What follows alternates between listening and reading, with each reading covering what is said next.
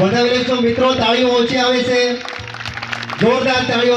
સભાની કાર્યવાહી ચાલુ કરીશું તે પહેલા સૌને ફરીથી વિનંતી કરું છું કે આપ પોતાનું સ્થાન સભા મંડપમાં લઈ લેશો, જેથી કરીને આપણી વ્યવસ્થા જળવાઈ રહેશે અને આપણે શાંતિથી સભા સંચાલન થઈ શકશે. મહેમાનોને પણ વિનંતી કરીશ કે આપ સૌ પોતપોતાનું સ્થાન લઈ લો. શ્રીનો તાળીઓના ગડગડાટથી અભિવાદન કરીશું. આપણી વચ્ચે ઉપસ્થિત છે સ્વાગત કરવા માટે હું વિનંતી કરીશ આહવા તાલુકા કોંગ્રેસ સમિતિના પ્રમુખ શ્રી સુભાષભાઈને કે તેઓ અનંતભાઈ પટેલ સાહેબનું સ્વાગત કરશે. હું વિનંતી કરીશ હરેશભાઈ ચૌધરીને કે આપણી વચ્ચે ઉપસ્થિત શ્રી ગુલાબભાઈને વિનંતી કરું કે તેઓ માન્ય શ્રી તુષારભાઈ ચૌધરી સાહેબનું ફૂલહારથી સ્વાગત કરશે. આપણે મિત્રો તાળીઓનો ગણગણાટથી એમનું પણ સ્વાગત કરીશું. આપણી વચ્ચે આજુ બરાબર ભૂખ લાગને ઈશારા કર. આજે એક વખત કોંગ્રેસ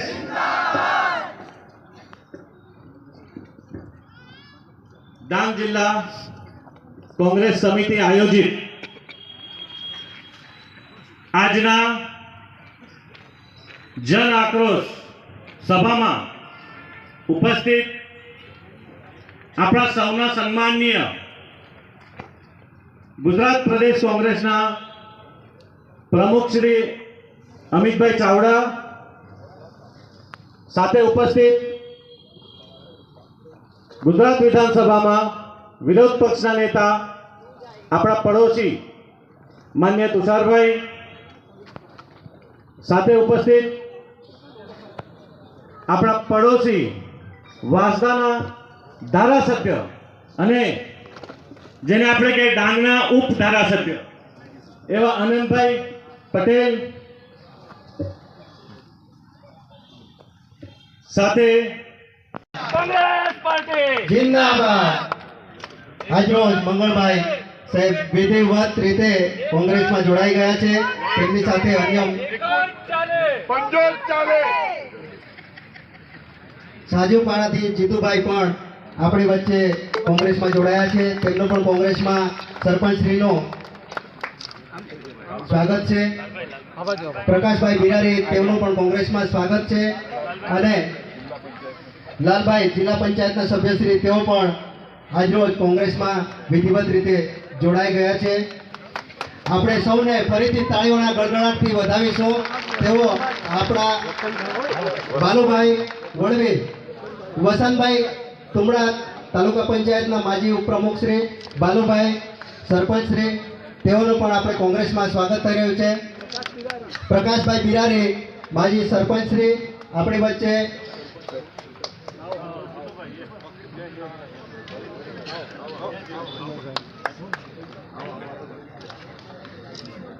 જીતુભાઈ પણ આપણી વચ્ચે જોડાયા છે. આમ આદમી પાર્ટી તરફથી કોંગ્રેસમાં જોડાયા છે. સૌનું કોંગ્રેસમાં રામજભાઈ ધોમ, માજી તાલુકા પંચાયતના સદસ્ય શ્રી, તેઓ પણ કોંગ્રેસમાં હેરાન છે, પરેશાન છે, એની ફરિયાદ તકલીફ સાંભળવા વાળું આ સરકારમાં કોઈ નથી. એટલા જ માટે લોકોના મનમાં જે ફરિયાદ છે, પ્રશ્નો છે, જે દુઃખ છે, દર્દ છે, જે આક્રોશ છે, એના માટે એને વાચા આપવા માટે આયોજિત આ જન આક્રોશ સભામાં આપણી વચ્ચે ખાસ મંચ પર બિરાજમાન ગુજરાત વિધાનસભા કોંગ્રેસ પક્ષના અમારા નેતા, ભારત સરકારના પૂર્વ મંત્રી આદરણીય તુષારભાઈ ચૌધરી, જિલ્લા કોંગ્રેસ સમિતિના યુવાન પ્રમુખ ભાઈ સ્નેહલભાઈ ઠાકરે, એક એવો લડાયક યુવાન કે જેણે નાની ઉંમરમાં એક એક આદિવાસી વિસ્તારના ગરીબ સામાન્ય લોકોના મનમાં સ્થાન મેળવ્યું છે એવા અમારા સાથી ધારાસભ્ય ભાઈ આનંદભાઈ પટેલ, ગુજરાત પ્રદેશ કોંગ્રેસ સમિતિ આદિવાસી વિભાગના ચેરમેન યુવાન સાથીભાઈ રાજુભાઈ પારગી, પૂર્વ સાંસદ, પૂર્વ ધારાસભ્ય અને વલસાડ જિલ્લા કોંગ્રેસ સમિતિના પ્રમુખ માન્ય કિશનભાઈ પટેલ, વિધાનસભાના અમારા મજબૂત સાથીઓ પૂર્વ ધારાસભ્ય માન્ય પૂનાજીભાઈ ગામિત, પૂર્વ ધારાસભ્ય માન્ય સુનિલભાઈ ગામિત, એક સાચા લોકસેવક તરીકે જેમ અમારી સાથે વિધાનસભામાં ધારાસભ્ય તરીકે લડતા હતા અને વચ્ચે થોડો સમય ગયા તો દુબળા પતળા થઈ ગયા, પણ ફરી પાછા સશક્ત થઈને લડવા માટે આપણી વચ્ચે આવેલ ઘર વાપસી કરેલ એવા માન્ય મંગળભાઈ ગામિત, એમની સાથેના જે સાથીઓ આવ્યા છે માન્ય લાલભાઈ, દીપકભાઈ, બાલુભાઈ, વિરાજભાઈ ને તમામ સાથીઓ આપ સૌ કોંગ્રેસની આન બાન ને શાન એવા વડીલો, ભાઈઓ, બહેનો, સાથી, યુવાન મિત્રો અને પત્રકાર મિત્રો, મંગળભાઈ વાત કરી કે બહેકાવામાં આવીને ત્યાં ગયા હતા,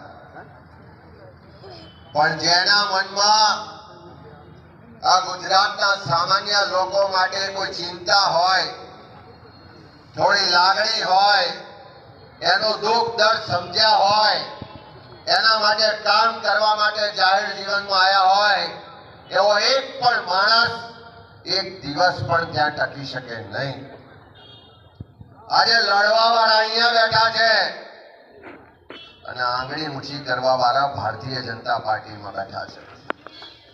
આપણા સમાજ વિરોધની વાત થતી હોય, આપણા લોકો વિરોધની વાત થતી હોય, આપણું લઈ લેવાના કાયદા કાનૂન બનતા હોય, આપણી અસ્મિતા કે આપણું અસ્તિત્વ ખતમ કરવાના નિર્ણયો થતા હોય, અને એ પાર્ટીમાં જે લોકો ચૂપચાપ બેઠા છે, હું માનું છું કે આવનારા દિવસોમાં આ સમાજ, આ ગુજરાત એમને ક્યારેય માફ કરવાનું નથી.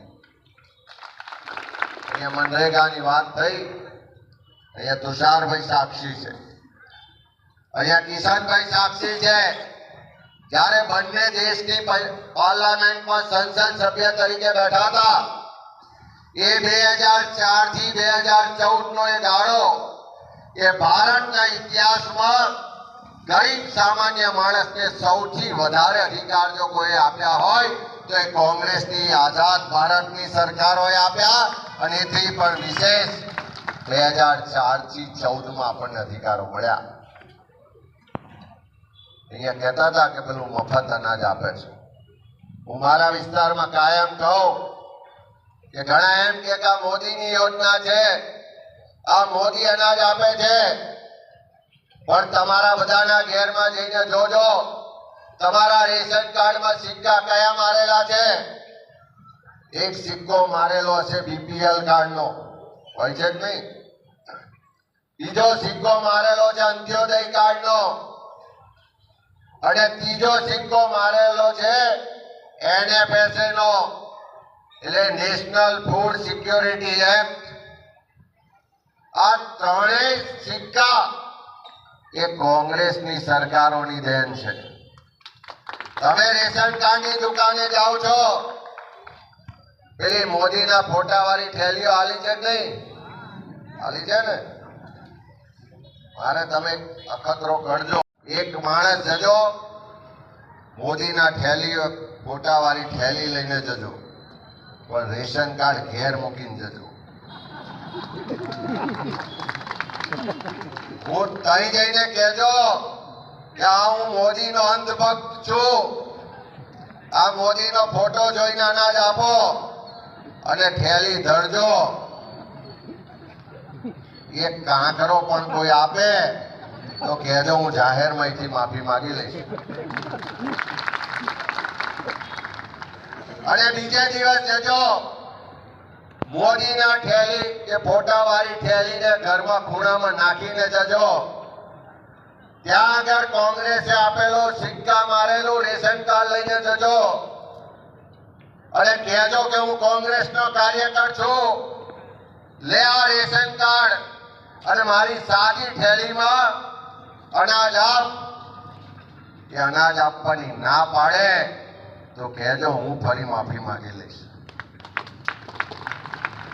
કે કોઈ મોદીનો ફોટો જોઈ કે અંધભક્ત છે જોઈને અનાજ આપતો નથી, કે અનાજ આપે છે કોંગ્રેસે મારેલા સિક્કાના આધારે અનાજ આપે છે, કોંગ્રેસે આપેલા અધિકારને કારણે અનાજ આપે છે.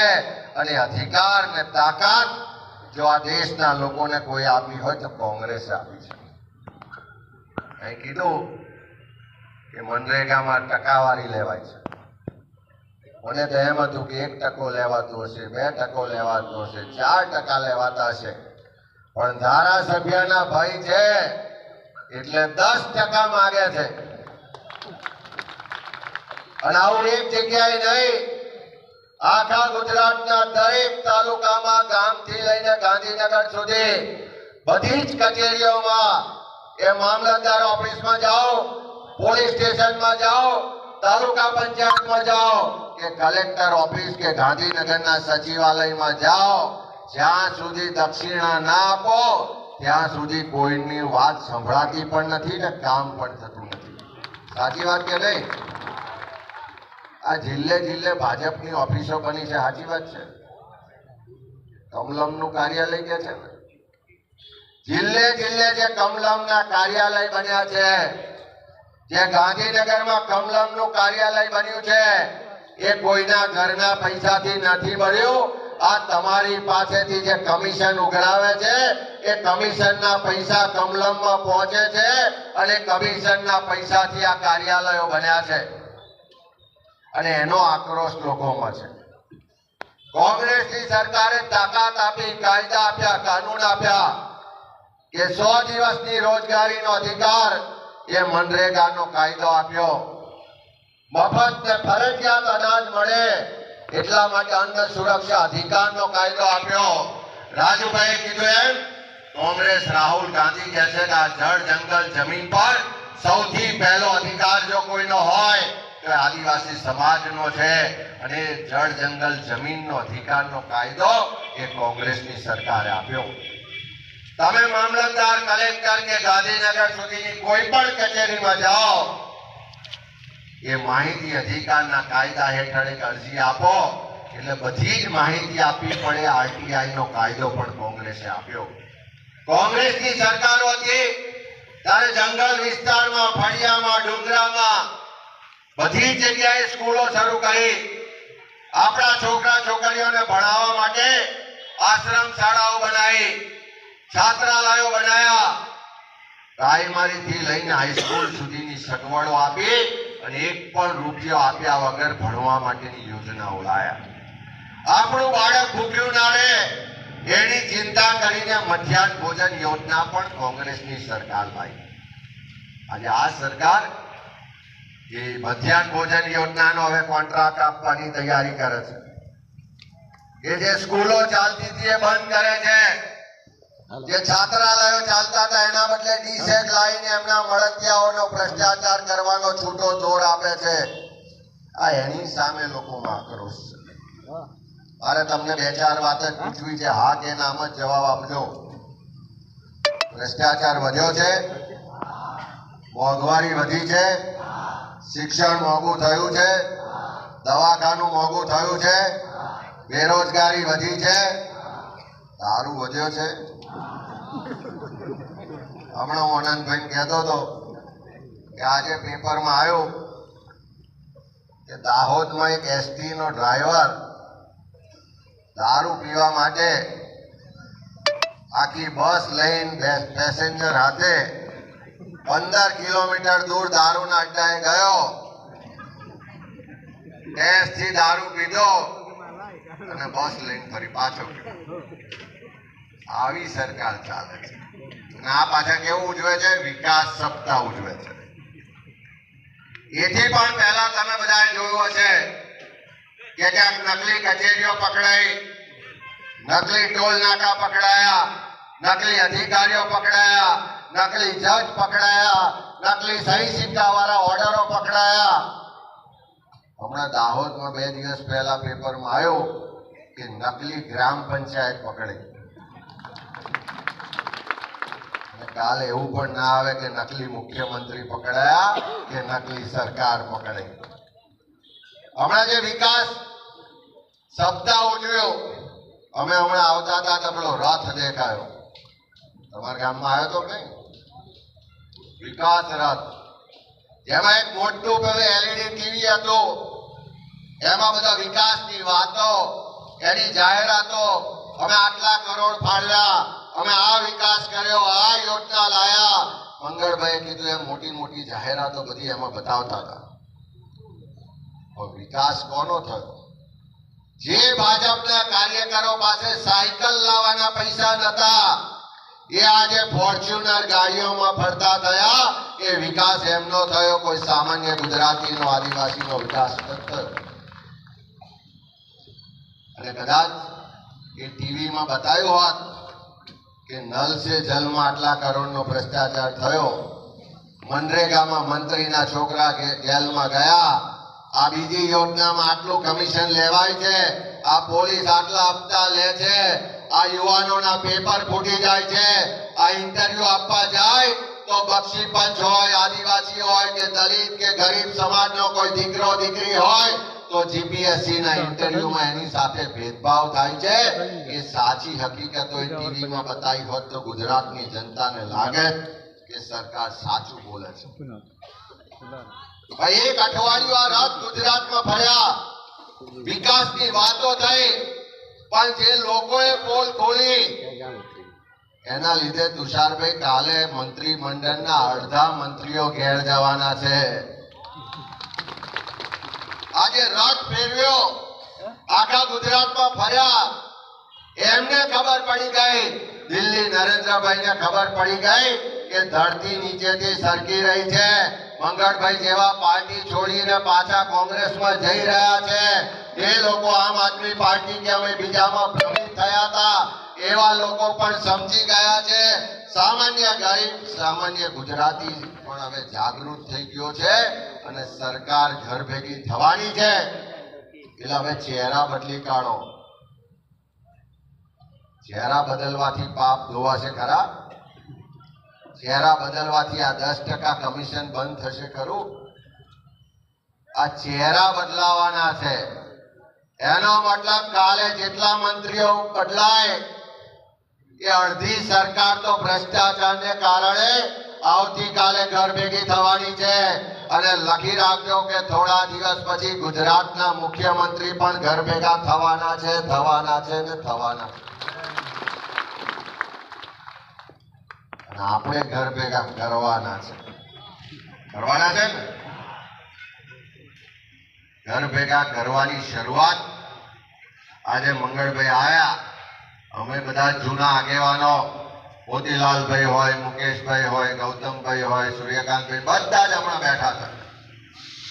ગઈકાલે રાત્રે મંગળભાઈ મળવા આવ્યા, મને કહે છે અમિતભાઈ મારે કોંગ્રેસમાં પાછું આવવું છે, બધા કાર્યકરોને સાથે લઈને આવવું છે, કારણ કે ત્યાં મારો શ્વાસ રૂધાય છે, કોઈની માટે બોલી શકાતું નથી, ખોટું થતું હોય તો આંખ મીચીને જોવું પડે છે, ત્યાં કોઈની વાત સંભળાતી નથી.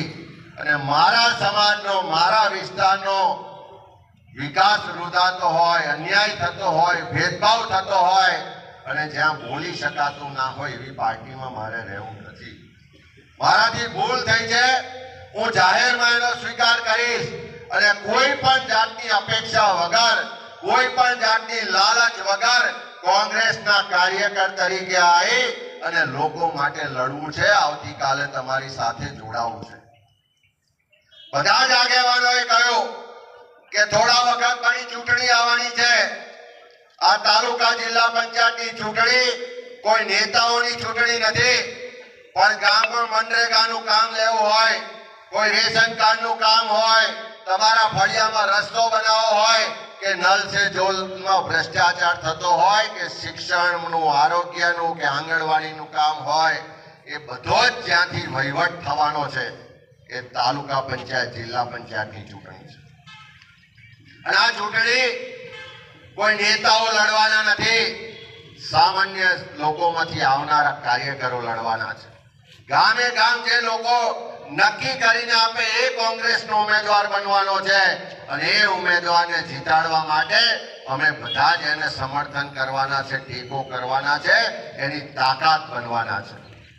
ત્યારે તમને વિનંતી છે કે થોડા વખત પછી ચૂંટણી આવે એ 2027માં જે સરકારને ઘર ભેગી કરવાની છે એની પહેલી શરૂઆત પહેલું પગથિયું આ ચૂંટણીથી જ કરવાનું છે. એના શ્રી ગણેશ ડાંગ જિલ્લાથી કરવાના છે. કરવા છે કે નહીં? જેટલા લોકો તૈયાર હોય બે હાથ ઊંચા કરીને કહો કે 2027માં પરિવર્તનની શરૂઆત આપણે આ તાલુકા જિલ્લા પંચાયતની ચૂંટણીથી કરવાની છે.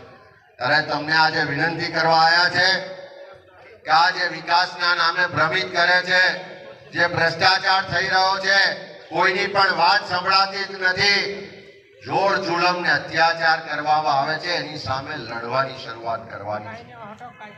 મહાત્મા ગાંધીજી હતા ત્યારે એમણે સાબરમતી આશ્રમથી દાણી એટલે આપણે નવસારી, ત્યારે ગાંધીજી એમ કીધું કે કાલે સવારે આપણે આ સાબરમતી આશ્રમમાંથી બહાર નીકળીશું એટલે સામે અંગ્રેજોની ગોળીઓ છે, અંગ્રેજોની લાઠીઓ છે, કાં તો ગોળી મારશે, કાં તો લાઠીઓ મારશે, કાં તો પકડી પકડીને જેલમાં પૂરી દેશે.